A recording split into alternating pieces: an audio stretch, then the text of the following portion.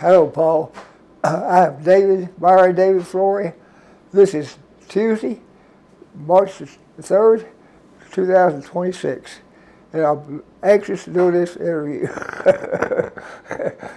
So, I guess I'll look at this book and tell you who these people are. That'd be good. This is my great grandfather, John. I don't know his middle initial, but I'm not going to go through that book. Okay. But I appreciate Paul coming up here and visiting with us and doing this. It's a lot of trouble. He's got more equipment than I've ever seen. And when we get through, I'm going to get him. You can't sign this thing, so I guess I'll just get a cut of the profits. But yes, there's I guess it's about our family. There's 8 children, and the oldest one died in 1935. His name is Jack Jr. I was probably 3 years old, and I went to the hospital as a 3-year-old. I remember going up to the Bryant Clinic, and I smelled ether. I never smelled ether. It was sickening. But he was under a tent, a plastic tent, or some kind of a tent, and they was giving him oxygen and ether. And that's my only. I don't even remember. I remember one time at the dining room table. I remember, but he was the oldest. He was born in 1916. Mother Day was wedding was 1915. The second child was William, 1918. And Adele, 21. Alfred, 23. That's the years. Barstow down the line, there's probably a year and a half difference between all the children, except with the tail end of the family. I'm just rumbling. I don't know what you expect, but Adele is Alfred, Evelyn, Reese, Joyce, and myself. That's all of it. And what was the oldest child's name that died? Oldest was named. They called him Jack Jr. My daddy's name was Edward Proctor, but his nickname was Jack. So this one was Jack Jr. I don't know. That was his real name, Jack Jr. But there wasn't a junior. Daddy's name wasn't Junior. He was Edward Proctor, but that's what he was known by. And your mother's name? Huh? Your mother's name? Varney, Varey.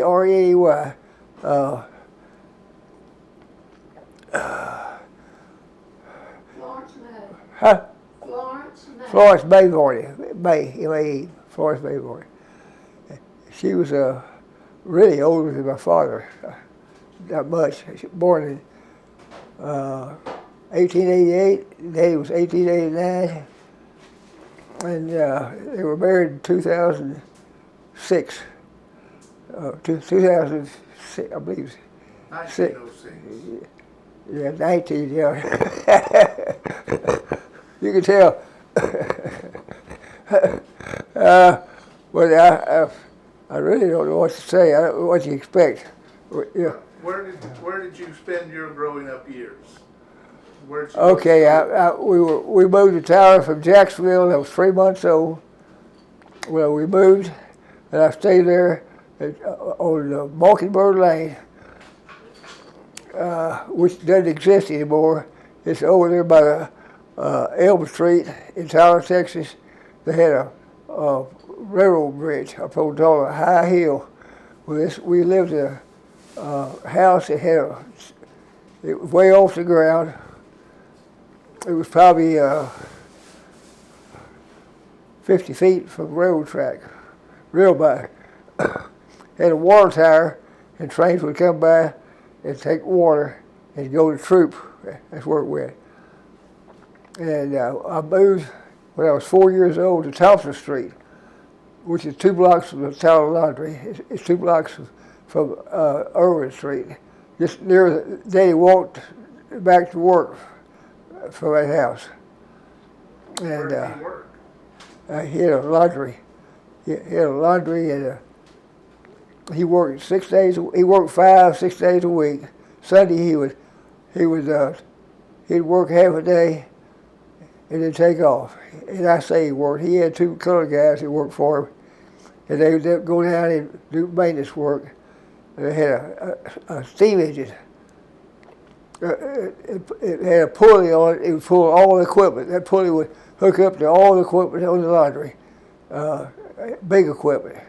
The water would feed presses, like shirt presses, sheets. It had a big rolling press.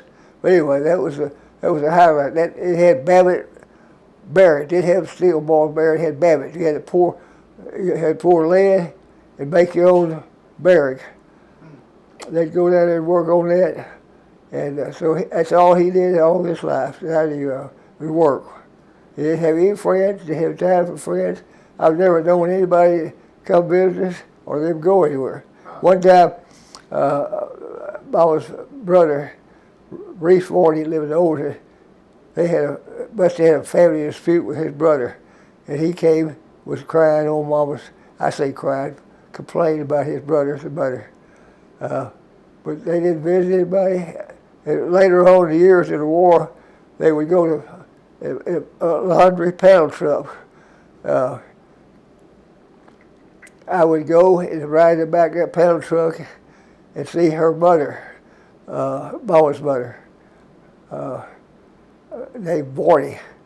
And that would be on Sunday. We'd go late in Sunday afternoon and come back at night. And during the war, the whole countryside was lit up with flares. They had the East Texas oil field. That was during World War II. And that's the only venture we ever did. A baby Joyce would go with us. She's 4 years older. And I don't remember her going, but I'd always go. Daddy would visit his uncle in Overton. At that time he was living, his name's Spencer. He was the oldest one of Daddy's uncles. And he lived across the track, had a big nice house. He was his father's favorite son, so Daddy said. He took care of all John Florey's business. He ran all his business. And Daddy would go over and visit with him on the front porch. And occasionally I'd go over with him. So did the whole family work in that laundry? I don't know that any of them worked there. I don't know anybody worked in that laundry. Evelyn and Adele, as they were teenagers, they might have worked maybe in the summer. They might have worked a little bit. The boys, William would occasionally drive the panel truck, pick up delivery. The war came, everybody was gone. The war was December 7th, 1941, and there was kind of a void all that time. You couldn't hire anybody. The colored men left for better wages, and then he had to go back there and work in a laundry. There was a manual job, what he did. He had big wash tubs, it's about 6 foot long. They laid down. There were 2 of them, and they were operated by a pulley. Oh, that steam engine would have a pulley. But no, it was kind of a void during the war. That war changed everything, lifestyle and all. Now you were still in school during the war. I was, well, yeah, I was. My first grade was 1939. The war was, we might say, 42. These are never. I was probably in the first grade, yes. So I was a brat. Everybody, that's what they insinuated. But I never had any favors, and they all said that. Yeah. But it didn't bother me. They had as time went on, I'm not sure when it took place, before World War II, they expanded and had a dry cleaning plant in the back. And so he had a towel laundry and dry cleaning plant. And he had, the boys were, Alfred was, he set up a gym back there for Alfred and William to train on. And I can remember Alfred boxed in 1841. Before the war, he boxed in the AAU tournament, and he won his division. And William also boxed, and he got the tar beat out of him. I didn't see any of him, but I remember pictures of him. He had black eyes. Alfred said he had to take a drink of whiskey, and we talk about teenage boys drinking whiskey. He had to get nerve up to fight. That's what Alfred said. He made a sly comment, probably true. I don't know. Okay. But yeah, they were boxers. Alfred said he didn't want to do any more of that. Even though he won the tournament, it wasn't for him. He was a bantamweight, 118 pounds, 114 pounds. William was a welterweight, was 140 pounds. But that ended both of his career. The war came. William joined the U.S. Coast Guard, and he was stationed at Great Lakes, Chicago. And he had a health issue, and he got an honorable discharge. Alfred went on to the Air Force, and he was stationed in the 8th Air Force in England. And he was worked on the Norton bomb site. I don't know, where bandits or fixing or something. That was his job. Between loading bombers and unloading them. And I remember him saying one night he got to leave from the camp where it was in England and went down to London. They got a room on the Thames River in downtown London. It said the biggest air raid in World War II came over and bombed all around. They never woke up, ever.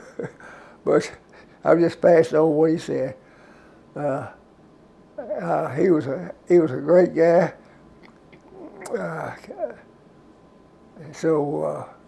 Yeah, when the war was over with, I remember I was living on Thompson Street, and I run downtown, which is about 3 blocks from the Square Tower. And they were having a parade. I got in that parade on the front line, and they had a picture taken by Tower Curie Times. It was in that parade. I was so happy to have Alfred come home. He was my sleeping buddy. And by talking about sleeping buddy, on Thompson Street we had 2 bedrooms. The girls slept in the living room. The boys slept. I don't know whether it was a porch or something. It was almost a porch. Or it may be a bedroom, but it was much more than a porch. We had 2 big beds in there. We doubled up, and so he was my sleeping buddy. And actually, I was so glad to have him back, but he didn't come back. He got married. He was a great person. Everybody liked him. He always had a smile. He was helpful. I don't ever remember working at any of the boys working as a laundry. I'm sure they did, but he did impress me. I don't remember William working at all. I don't want to say that, but That's okay. But during the war, William was he had a health issue, and he was home during the war, and he'd make extra money as a bouncer on Gladewater, honky tonk. He was always a kind of a I hate to say it, but he's kind of a bully. But anyway, that's what he appeared to be. After the war, William and a man from Chandler, they had leased some land and they had a racing track, a hot car racing track, and on Sunday they'd have this hot car racing track, and it had prize money. They got me to and several other people to take in the money at the gate, and he'd ride around the grounds, the acres, in a Jeep with a baseball bat. I mean, but anyway, they didn't last long. The racetrack didn't last long. That was a sideline job for both of them. The guy Kilgore was named Kid. That's the Kid's Dairy, but another kid. The Kid Jones service station in town. I may have been a relative of him. I'm not sure, but. So, what did you do in school and growing up? Did you play ball? Did you? I didn't do get in anything. trouble? Did I you wasn't. just No, go to I school did. and come I home? tried out for basketball, but I didn't. I wasn't good enough. So I wasn't. I did play table tennis. I was senior senior champion of table tennis for a number of years. TJC got a trophy for that. Well, I played table tennis. I didn't play football. I played big ball. But I was pretty good. I do say so. I enjoyed it, and I spent hours playing. Instead of going to school at TJC, I played big ball. But I didn't have a good background at school. When I first went to school, I thought this was the dumbest thing I ever heard of. The other kids, they had. Is it Margaret? I can see it behind his head. Other kids, they had probably basics of going to church, going to Sunday school. In other words, they were group people. I was a kind of a loner. And they would carry on, and I thought, this is the craziest thing I ever heard of. I was ready to get out. I was ready to go home every day. So I wasn't interested in school, and it showed up years later.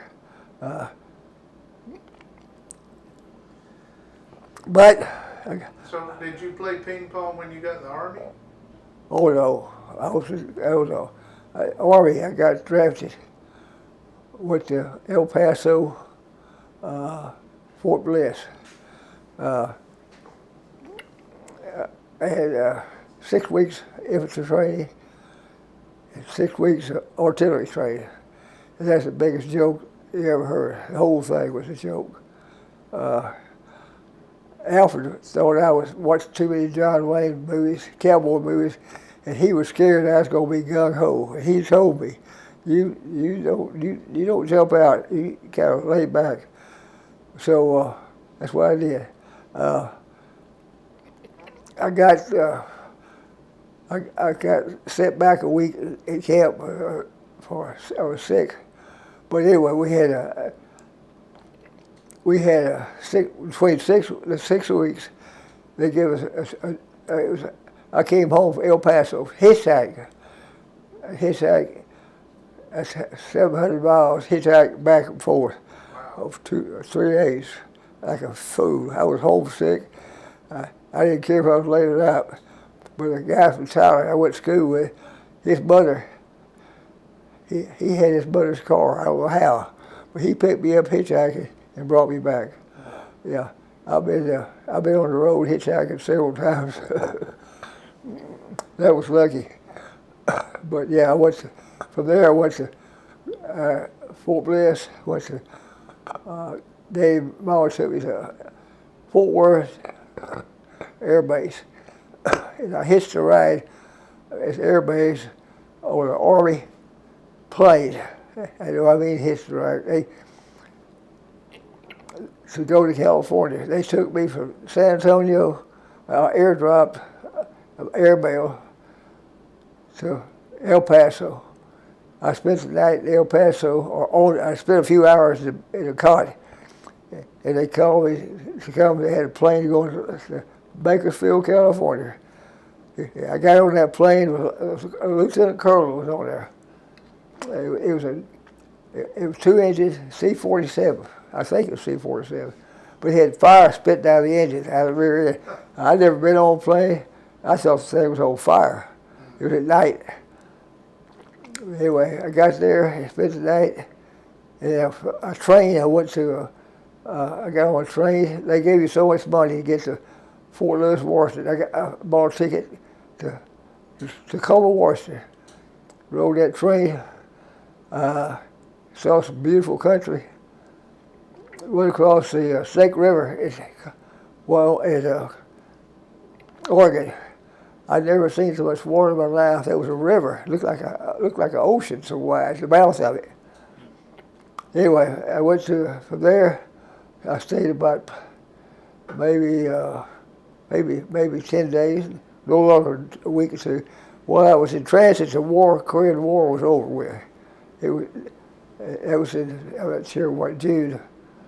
They heard you were coming and they decided to quit? Huh? They heard you were coming and decided Oh yeah, that's right. But a 2-week boat ride on a ship going to Korea. Stopped in Japan, got on a narrow gauge train and went to Yokohama. Or got on Yokohama, got off at Yokohama on a train, and then went south and got on another boat and went to Korea. We got on a ship, and it was like a movie camera, movie film they had. You got off the ship on a net. You get in the boat, you climb over there, and then you land. It was like a warfare. It was, I can't think of the name of that place. But when we got off in Korea, I went to, trucks were waiting for us. The Korean civilians were throwing rocks and stuff at us. Well, that was in South Korea. I couldn't figure out why they was wanting us to throw food. They would make us bad throw food. We didn't have any food. But they were, instead of being appreciative, they were trying to milk us for food. Couldn't find out. But anyway, I was over there. I stayed in Korea about 12, 13 months and came home. I was so glad to get out of there. That whole thing was, they couldn't have whipped the Mexican army. We didn't even have live ammunition. We went to the front lines, and that's the DMZ. Right on the DMZ, that's where I was, in a 5-man tent, looking down on the DMZ supporting the Marines. We had live ammunition for a 50 caliber machine gun, no rifle ammunition. Even though we had carbines, no ammunition. I guess they afraid we'd shoot ourselves. I don't know what it was. That's the dumbest thing I ever heard of. But the DMZ in Korea is 2 miles wide. It's stretched across the width of the country. And I thought the whole thing was a joke. I figured, I played it as a joke. I didn't take it seriously because, you get something in your mind, you get worried about something. You just kind of be loose as you can. Mm-hmm. And but anyway, I came home and went to TJC and played paintball. And I got a trophy. They had a tournament. I got a trophy, TJC. But anyway, that's where did you meet your wife? a blind date. I called her date. She lined us up, and I had a fistful of money when I got this. I saved all my money. I made $80 a month. When I went in, and when I got discharged, I think I made maybe $110 a month. No place to spend it, so I just had it pocketed. So I had over $1,000, which was a lot of money then. I bought me a suit, things I didn't have before. Bought an old Plymouth, and yes, I met Berlin on a blind date.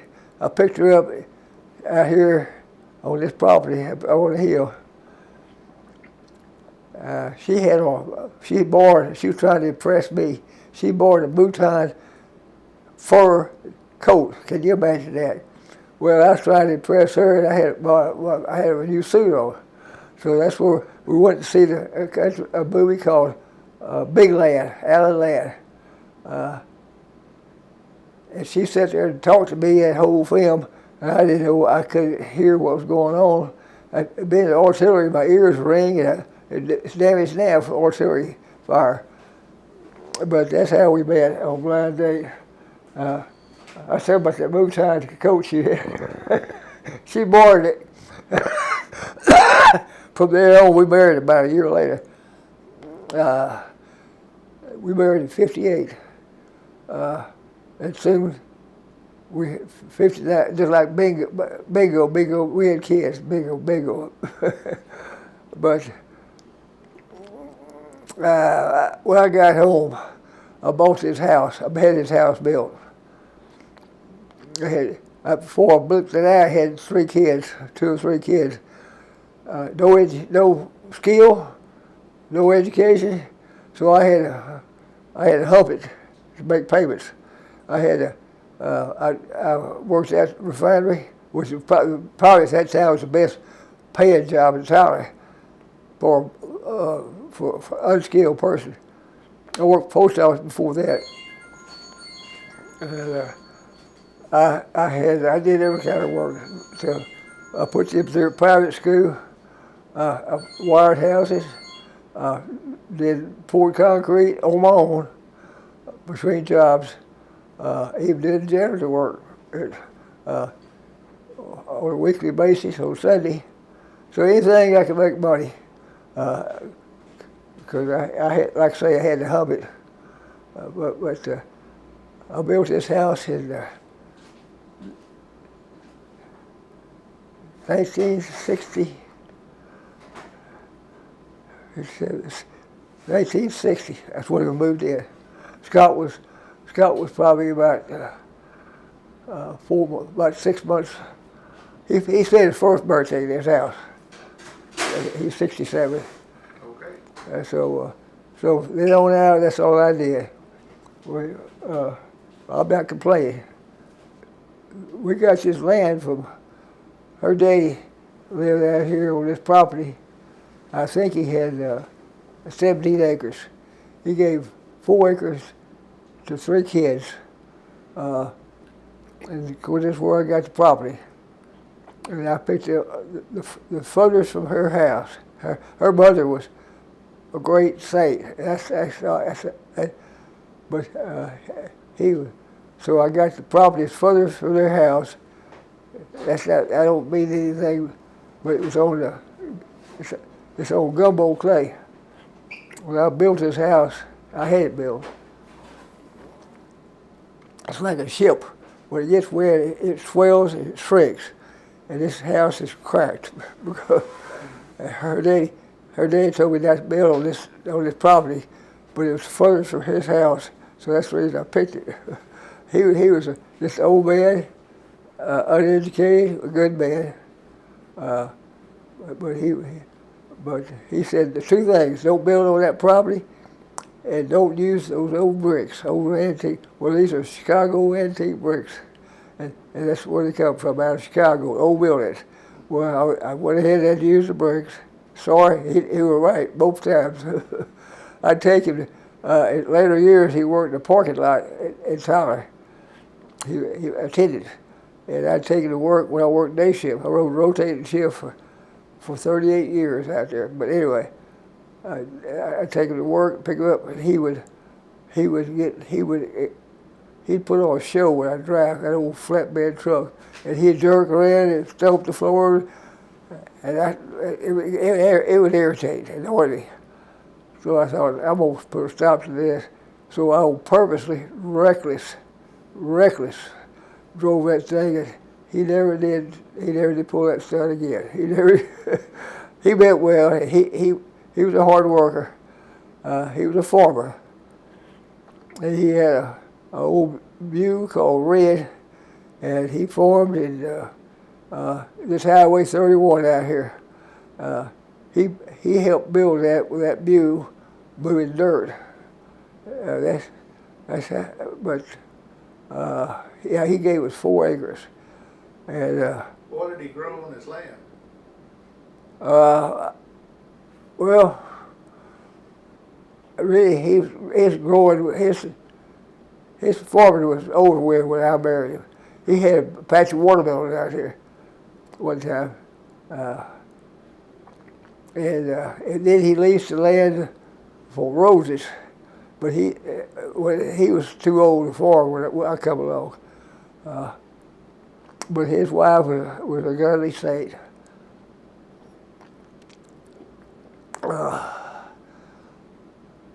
Our family is six siblings. There's 10 of us altogether.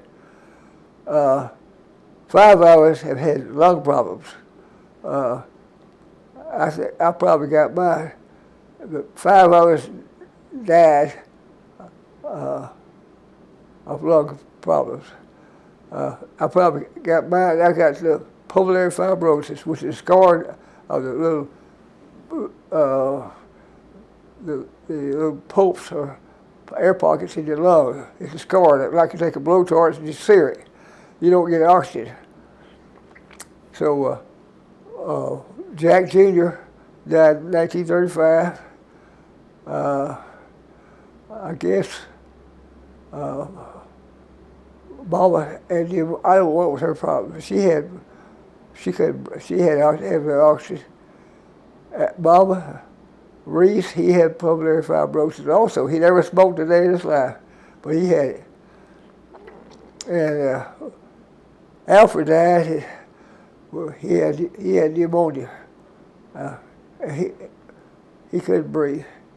And Mama, Alfred, and myself, how many is that? I left one out.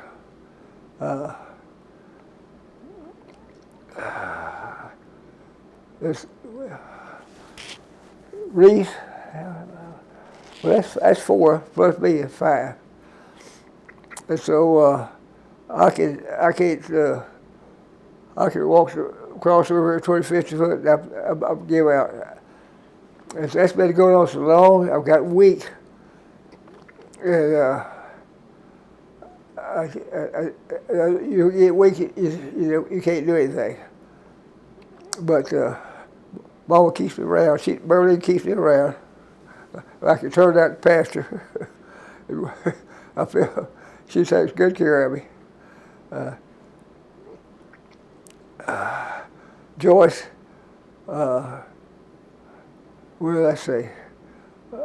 Nancy, the youngest daughter, she's 4 years.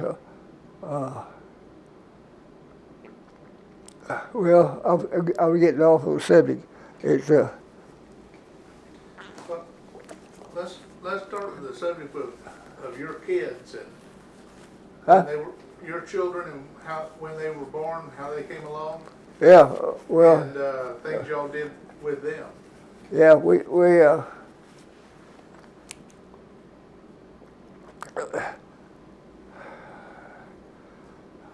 Scott and Elaine were a year apart. They were born soon after we got married. I see. I have to think. I have to count it up. 1961, 1959 was Elaine. Scott was 1960, almost a year, 2 weeks apart. And Marley didn't want any air conditioning in this house. We built it. Okay. So you talk about hot. This is hot out here. We get a plastic baby pool and put it on that patio out the back. It used to be a patio. And get in it to cool off in the summertime. And they were a year apart. Then come along Nancy was 1967, and then Todd was 1970, and I got 2 horses bought for entertainment. They would ride horses, I had this barn out here I built myself. Had very little hired help, and they bought them 2 mini bikes. Didn't have go-karts, and over time I bought 2 of those, and that's what they did: rode motorcycle or mini bikes, horses. That's we went to a Pleasant Tree Church, and years later we changed to Evangelical Methodist Church, and we didn't have any. Merle and I, either one, didn't have much. I don't want to say religion. What it was, we wasn't Christ-centered. We'll put it like that. Over the years, we kind of wised up, and tried to be put Christ in the family. He was the spiritual leader. Berlin wasn't a whole lot, but all we got was the church. And I look back, I regret it.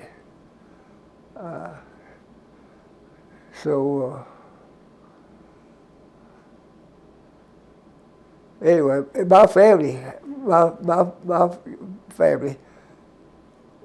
they never went to church a day of their life. So they became a Christian when he was 83 in a Baptist church after his wife passed away.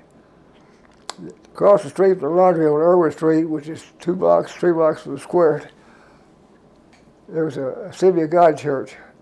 And on Saturday night they would yell and carry on, and I'd hear them making fun of the church folks, of all the noise. So I was kind of anti. I mean, I wasn't anti, just indifferent. I never went to church until I went with my sisters to Assembly of God church. I was probably 5, 6, 7 years old, not sure. But they got down and yelling, hollering, carried on. Everybody, the whole church was the Assembly of God church in town on Beckham Street. I got down behind her. It scared me. I didn't know it was my first experience. So I guess Evelyn went with her friend Addie Dykes. That was my experience. So Mom and Dad, they never went to church. As years went by, I presented the gospel to them, and his old deaf ears. Until Daddy was 83, Jack Clayton introduced him to Christ, and he joined the church when he was 83. But we never had any, we wasn't experienced, we wasn't exposed, when I say experience.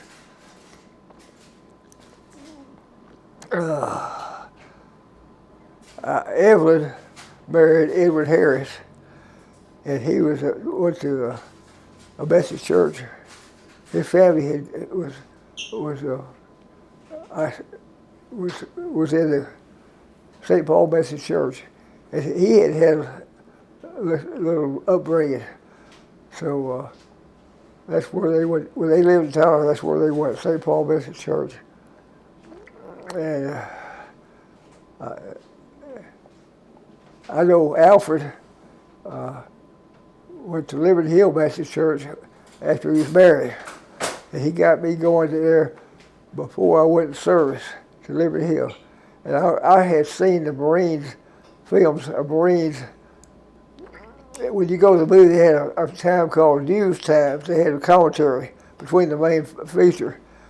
And they had films of the Marines, and they got butchered in Korea. I mean, butchered. 95% of them got killed trying to escape North Korea. But I'm leading around to say, I saw that. And I thought, I believe it right. So I took out some insurance. I think I went through the motions. I accepted Christ, but I didn't have the Spirit. I didn't. But I thought, well, we get this thing. So four World War C's, before I got in service. I started going to church, and when I was in church, I had money sent to the Methodist Church regularly out of my paycheck. I mean, that's what you're supposed to do. You're supposed to tithe. And but after I got out, I kind of lost my way. But Alfred's one kind of pushed me in it to get right. And he was the best friend I had. And he was 11 years older.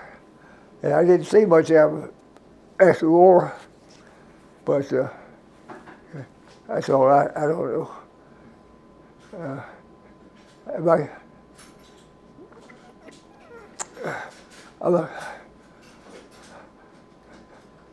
I don't know what else to say. That's pretty good. I think that's really pretty good. Well, Mama wanted me to say something about our kids. They're all great kids, all four of them.